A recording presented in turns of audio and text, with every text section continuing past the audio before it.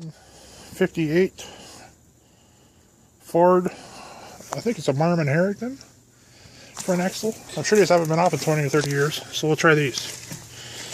We'll try to reverse again.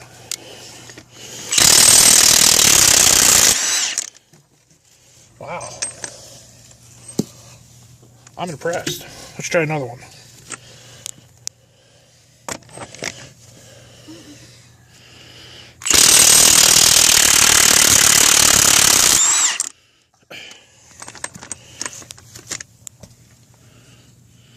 That's pretty dry. That one's wet.